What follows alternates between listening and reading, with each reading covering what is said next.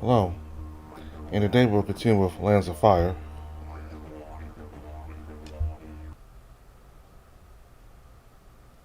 So we played Bungalows route.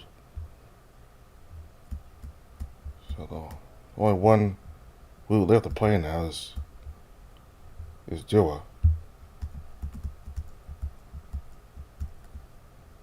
I played Bangla and then paroled and Dhurra, so the only route now to play is for Dhurra.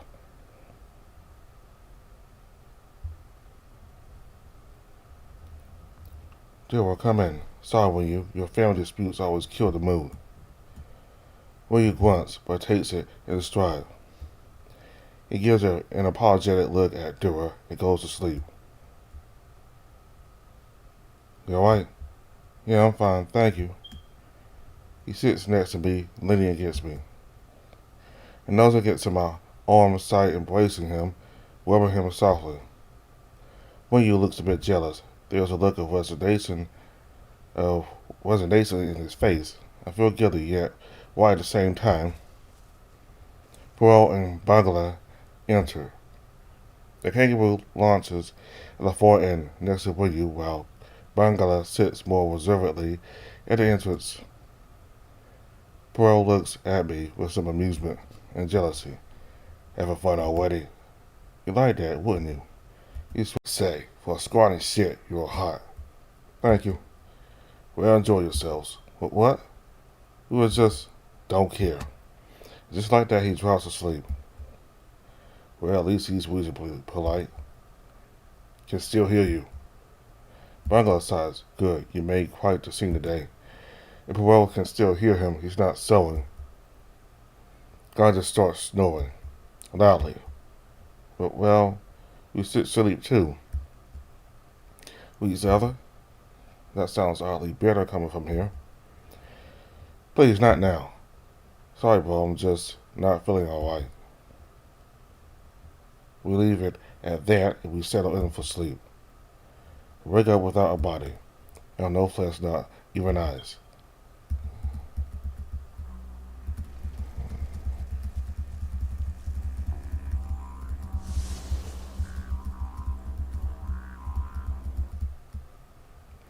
Even when I wake up, I can't muster a scream. Kubadong, are you okay? You were shaking. Well, not really shaking, more like you were dead, but not really.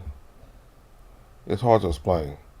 I saw her do it. I saw that horrid some woman, what she does to the people. I don't think I can sleep again. Dewar nuzzles against me, and he coos softly, rubbing my back. It's so surreal to see him comforting me rather than the other way around, or more often with you, but I'm relaxed but I am relaxed all the same. I dream about her all the time, you know. How her bunyip took my parents. I love the parents Dwabla gifted me with, but it's hard to forget. And you shouldn't. I'm here with you always, Mom and Dad too. I know we'll never replace your birth family. We shouldn't. But I'm here for you, bro. The two brothers embrace. I can't help but quiet enjoy them too. Yeah, what a fucking mess. Shut up. Please? William moves defensively, but Perot just chuckles. You got balls, kid. You're clearly a warrior, no matter what I said. Thank you. Oh, I too lost my family, so you have my sympathies here. I guess Bungalow might win you. Bungalow is nowhere to be seen. It seems to disappoint Perot somewhat. If you want to talk, we may, but another time. God piss. With that, the kangaroo walks out of our house. I hope he opens up. Someone's bottled anger and sadness inside him can't be good. On that we agree, but that's his problem. If he can't handle himself, then let him be. My, I never took you for the callous type, Dhurra. Dhurra looks aside, embarrassed. I can be pretty ruthless when I want to. Oh yes, indeed. When we were kids, he liked to be on his own as now. But if they got too rowdy, he'd give them the best burns I've ever seen. Good that he never recovered from that one. Damn, how come I never heard of this? Alright. What's morning though? You okay, Kubadan? Yeah, just need some fresh air. With that, I leave the house. Wonder for a while until I reach the women's side. I decide to pay my sister Goody a visit. She seems to be having fun with her new friends. The Taipan that Fudd Winyu is weaving some textiles from grass fibers while Goody is grinding with her mortar, turning yams and millet, turning yams and millet into bush bread. Oh, hi, Kubadan. Morning, sister, and Dhurra, hot stuff. Right, just came to check if everything's okay. Goody seems as though she wants to retort with something witty as usual, but she notices I'm not alright. Do you want to talk in private? I consider her offer. This does weigh on my chest, but she's finally getting along with new people, and I don't want to ruin the mood. Now, just took a while. No, just took a walk and ended up here. Oh, really? You happened across our turf on accident? Best to just admit you came to see us. She flicks her tongue out her left eye, making up for the lack of eyelids to make the closest thing she could to a wink. I snored. Trust me, I wouldn't be here on purpose if I knew. Not even to visit your dear old sister, especially to avoid my dear younger sister. Well, younger by minutes, but you know, as it is between us twins. Suddenly, she tackles me. You're not helping your case. She only responds by giving me a noogie. What a respectable woman. She lets go of me and stands by my side on the grass like when we were kids. But seriously, if you need to talk, now I'm fine. I do mean it. This has lifted my spirits a bit. Well then, if you're sure, I have to finish this. Want to help? Maybe later. I'll go first. If you go, please bring me a turtle. Eels are fine, but this place needs to know a proper turtle stew. Will do. Just please stop flirting with me. I don't make promises I can't keep. By no means, he likes that. Okay, I'm leaving now. And I'll bring you the turtle, because at least I have standards. Dhurra shrugs, barely containing a smirk.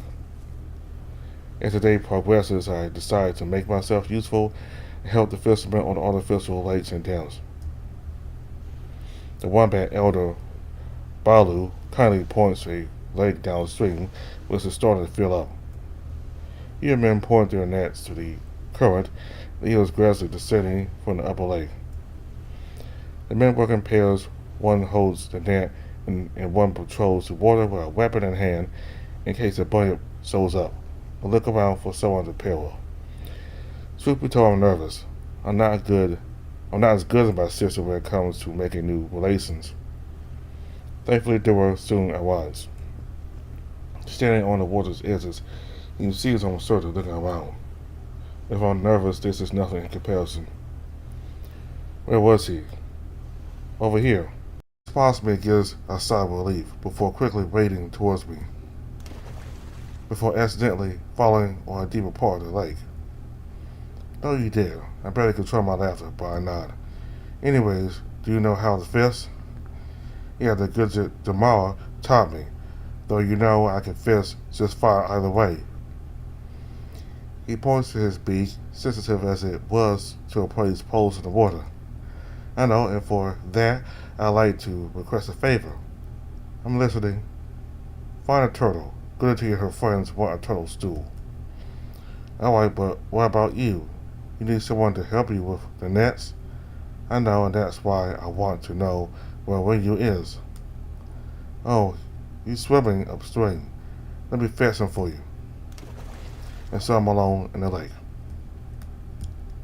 Winyu take pride in the sea, where our allies protect us from the monsters. But in freshwater, I always feel something washing me from the muddy depths. This was no different. Even if the men assured me there were no. Shit. Please get it off me. I instinctively go to where the poor bastard was. A bunyip. I take out my boomerang and jab it in its eye. The beast recoils, taking a bit of my body paint and smear it on its face. Bleeding hideously, it returns to the water. You okay? I heard an attack.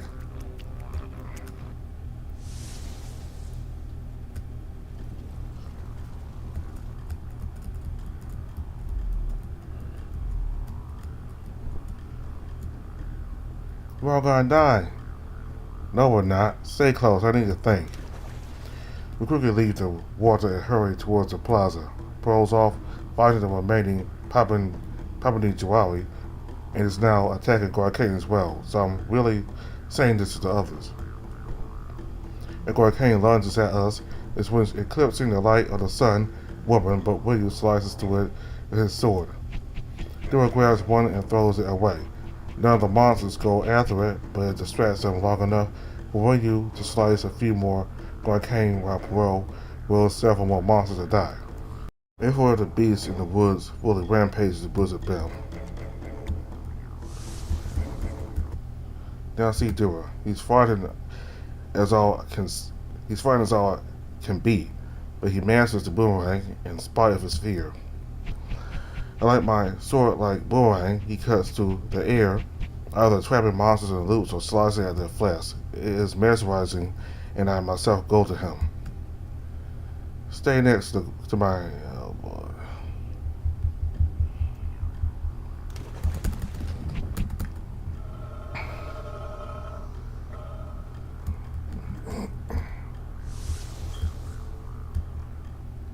Now see Dhurra. He's fighting as all can be, but he masters the boomerang in spite of his fear.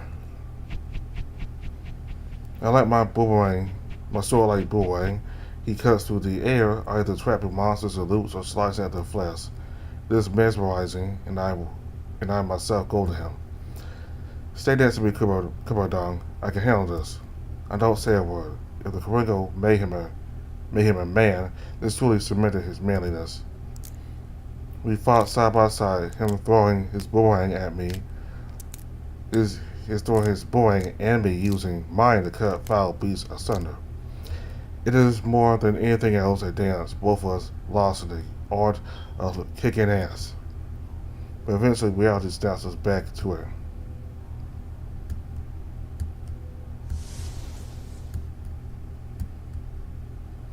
We woke up in a strange forest. It is similar to those in our lands, but much hotter. They cannot be thick, shielding us from the sun. Maybe that's why Bender sent me here. Wait. What about the others? Whoa, calm down, Kubardong. Don't sneak on me like that. Sorry. We were just so worried. Did any of the others make it? No, it seems only 3 of us are here. But don't worry, we'll find them again. I just know it. Willie's enthusiasm affects us like a magic of its own. Let's get a lay of the land, shall we? Yeah, best to not get ambushed. And in case they're here, we'll explore the forest a bit. It seems very steep, as if leading to mountains, so we ease ourselves down the valleys. As soon as the forest opens, we see a vast billabong. Beyond lies open savanna. Termite mountains extend upwards like tiny mountains of their own. To our surprise, we see Goodity and Perot seemingly arguing. To be continued. We have to do something. Agreed. Only we are allowed to bicker. Very funny, but my sister's arguing with an unstable Kadaisa using man. So let's go save him. So we venture to the swamp. As we wade into it, though, I begin to feel a strange presence. It extends across the waters into the saddles under the trees and beside the rocks. Do you guys feel something? Now that you mention it, yeah, something's up. Can't feel the pulse there of lightning. So it's not even a usual monster. You can say that. I waited my boomerang, though I hesitate. But where are you? I am of the Quenkan, the spirits of these lands. I am of the Timara tribe. Your friends are in great danger. Marmu has darkened their hearts, so they are fighting. It is escalating. What can we do? I'll distract them. You meanwhile try to calm them down. Just like that, they disappear, and a cloud of flies forms around Goethe and Perot. They try to swat their knots away, which would be funny if this wasn't deadly serious. I was besides my sister. Hey, snap out of it. And pinch her nose, and that seems to do the trick. Cooper, what happened? Some ill spirit got into your head. Hollow as it is, it was pretty easy. She kissed my knee. It's good to have her back. Her friends, meanwhile, are having a much harder time trying to calm Perot down. He pretty much swats them away, and that's what I assume to be out of irritation at the bugs rather than anger towards them. I have an idea. Dhurra throws his boomerang, looping around Perot. Occasionally he has to throw it again where it returns, where it goes on for several minutes. Eventually Perot seems to calm down. What happened? No need to explain. Suddenly the air darkens, and six buzz through the air, much greater in number than the swarm the Chimera use. The stench of decay fills as I swear that the grass around me is being devoured by locusts. Ah, you spoiled my fun. I should punish you for that, but she's already coming. Consider this a warning. The evil god disappears, but our solace doesn't last long. My children, it is good he has not harmed you. Come to your mother. Suddenly a gust of frigid wind blows the sun away. Standing in the savannah is a ravenous god. It is saggy, with a white coat like bones. Ochre adorns its marsupial mole-like face, devoid of eyes and bearing sharp teeth and claws. It smells grotesquely, bloody, entrails and bowels spewing out of its mouth, falling on frozen ground. Though it is bright, cold suffuses my very bones. Yes, you are due. Worry not, she is at bay for now. Come with me if you wish to live. But where are you taking us? The god eyes him with amusement. A fellow mind of water, of ice. Yes, you and the moon will do indeed. Before he can protest, a blizzard envelops us. And in a moment we are in Mount Artilla. Cooper, I have a bad feeling about this. No kidding. Smart of you. And I myself am doing my best to not tear you to pieces. But you are vital for my victory. I want to retort with my charming wit, but I'm near a dangerous murderer. He says he's doing his best not to kill us. So am I. He seems to realize this is growing wider and more wicked. You, who are named after the moon, how would you like to become it? Is that a threat? No, seriously, is it a threat? Only if it needs to be. But with the proper rituals, it can be less painful. And unfortunately, if I don't do them in this realm, it might devour your soul. So consider yourself lucky. For here, in my realm, you will become a god. What? Before I get my answer, the air becomes cold, and ice and snow blanket the land. Ninya emerges from the whiteness, terrifying as ever. Nothing ever ends. In the spirit world, time has no meaning. You will become the moon, as you were always meant to be, as you are now. So wait, am I really the moon? And this is the moment where you become it. Time and space will unravel forth. This is a lot to take in. And my parents knew when they named me? No, of course not. This is a favorite weapon of the gods' irony. Your essence is of water and darkness. You must complete the ritual in the spirit world, but this will give you a head start. I feel the freezing temperatures taking their toll, but my life doesn't fade. Where there is ice, there is water. Water churning within me. blood dark and hot in contrast to the snow and ice. There's enough shadow and a lot of magic. Yes, focus on what makes the moon. Make a boomerang your crescent. And just like that, I focus on my will, all the surrounding water, and the shadow within my flesh. I can glimpse all the time in the ice and snow, visions of the dark times, all the beginning, and the strongest visions from what is to come. My boomerang becomes my crescent, glistening with dew and ice. I feel powerful, and I know what to do. Use my weapon to tear into the sky and enter the spirit world, afloat as though suspended in water. I'm looking for something, even if I don't know exactly what it is. More water, more darkness. Eventually I find it. I dive in, water colder than even the ice and snow. But it is done. I'm the moon, in my full glory. Good. Now we can slay the sun. So you can turn the world into ice and snow. Cunning. Yes, I'll take my place as the ruler of the mortal realm. And make it perfect. What if I refuse? I find you will not be able to resist. Come on down, please think about it. She may be killing our people, but we still need her light to live. He has a point. He is the smartest of all of us, after all, and that's why I love him. Unfortunately, I don't care. Maybe in the darkness and cold we can thrive. We travel far and wide in search of that wretched sun woman. I don't have to look far. Such hatred, child, unfitting for a god. Join me in no peace.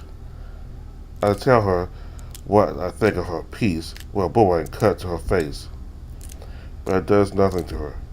Child, death has no meaning where time and space do not exist. I'm devout because I want my children with me, forever. She advances towards me, but I dodge.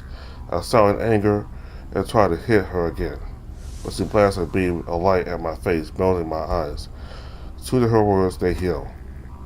But she grabs me with her wings tearing at my sides. Soon they tug at all of my body, taking pieces of my flesh and bringing it to her beak. Soon, child, suddenly the sun woman is hit by a boomerang. It looks like Dhurra's boomerang itself infused with ice. She's trapped in orbit, not in a singular path across a spirit world. I stand perplexed. The problem pretty much solved itself. The sun woman won't hurt anyone again, and Nia won't have his ice world. Did any of the gods actually grow a pair and do this? The answer reveals himself to me. Go down. We rush towards each other, floating awkwardly and colliding with one another. But we quickly make the best of it, hugging and nuzzling each other. How do you get past Nia? Poor old Benna ambushed him and forced him to bless my boomerang. Now the sun woman is trapped, the days and nights are back to normal, and everything's fine. I have a feeling not everything was fine. For one thing, the two powerful gods gone, I knew the vacuum would be filled. Marvel, the god of evil, would be most pleased with that his enemy was trapped. However, for now, I simply hug the love of my life, the true savior of humanity. Let's go home, okay? Let's. Many years passed. I helped Pearl build my Padre, protected it from the remaining monsters while rebuilding their infrastructure. I did the same with Bangla's home among the Gilliman. The last place the sun woman struck. All the while I feel Marvel's presence, his place of insects and warning. But he never makes his move. I don't understand. Just to be on the safe side, I ask the Quirkan spirits to keep a lookout. They gladly do so, willing to foil even the smallest, pettiest attempts of his, and never see Benna again. Perhaps for the best, though I will miss that old hag. Maybe she's the reason why Marble is kept out. Mind me, is she why Marble doesn't dare strike? Moon, I know as much about that woman as you do. I see all but her. Never lay your guard down, however. Understood. One thing's for sure. New Year will not threaten anyone again. I took care of the bastard him myself. I woke up as I did, gods know how long ago. I'm not alone this time. Good morning, sleepyhead. I know to get some. Too tired to respond. Come on, we have to get ready for the Karango. Tini is counting on us. Where is he, by the way? Playing with his uncles, obviously. Ah, yes. We knew William, Bangla, and Perot would make it work. They traveled the land, helping to rebuild. But they're here for the most special occasion. We'll catch up with you later, Glitchy. I want to have fun, boys. She winks at him, then walks away. What do you mean by? Oh, we still have some time. Yeah, I guess we do.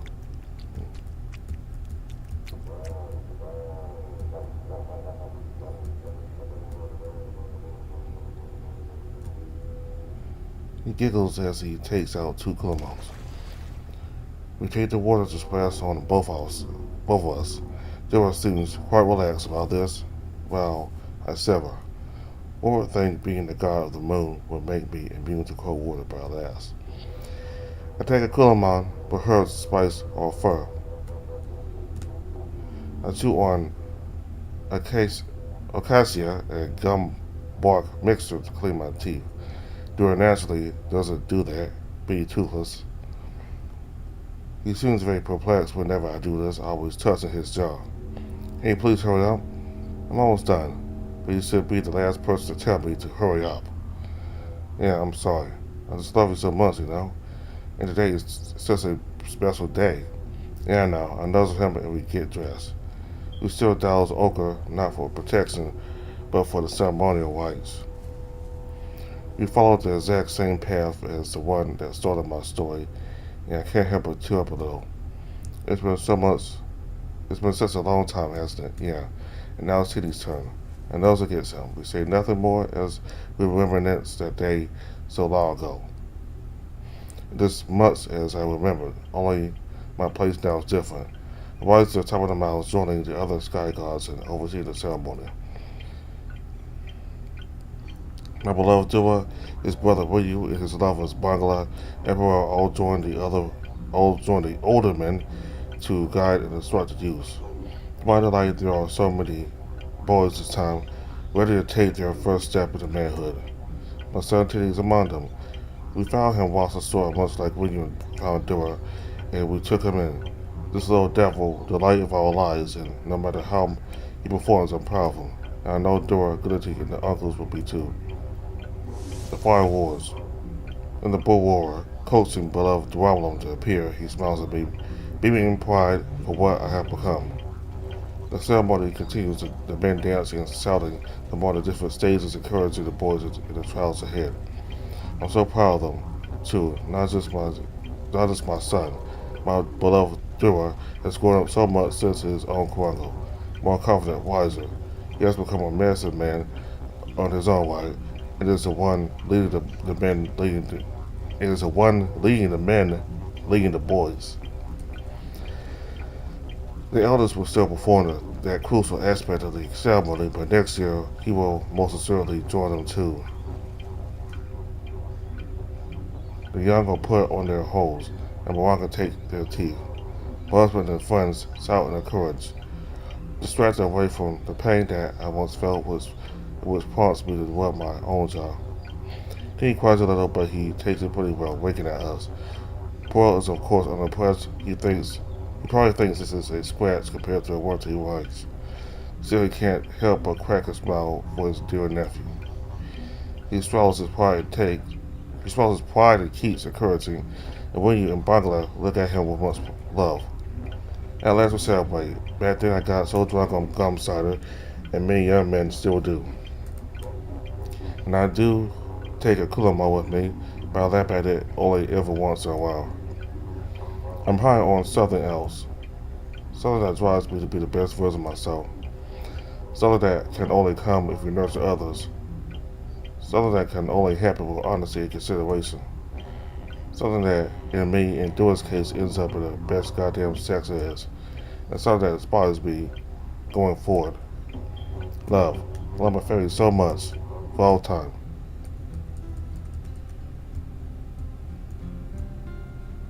So until next time. That was Dhurra's route. So in the poly route and throughout the other routes, someone's being kind of shy and somebody who's not very confident about himself. But in his own route just now, we see him develop to somebody who's more confident, more wiser, and he ends up being a medicine man. So he manages to take a prominent role in the tribe. In some ways, his food is my favorite. He's favorite of the four routes. You know, the cute side type. So this was a little different because instead of Dhurra helping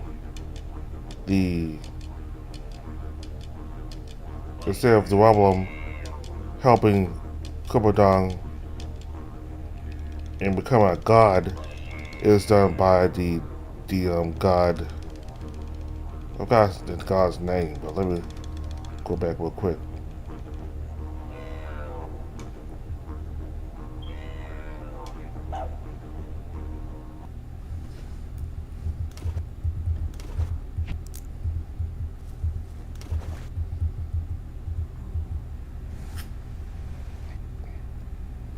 So this god, Naya, he's an evil god, but he managed to have Kumbadang become a god instead of Dhurra.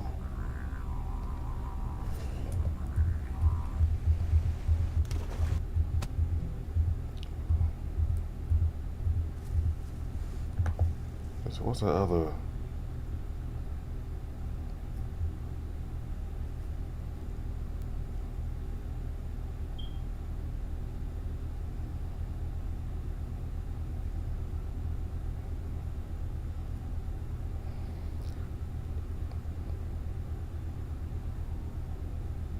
Saddle spirits from Yalanji's lore. Despite them being creepy, noodly pseudo-sternmen, they are actually friendly and stand against evil creatures that are nonetheless very playful and always up for a trick. So I got to meet Tamara, who's like he tried to help everybody. It was clear that he was a good spirit, helping Kumbadang and everybody against the evil spirits and the evil gods. So this is the first time we get to see Tamara in this route.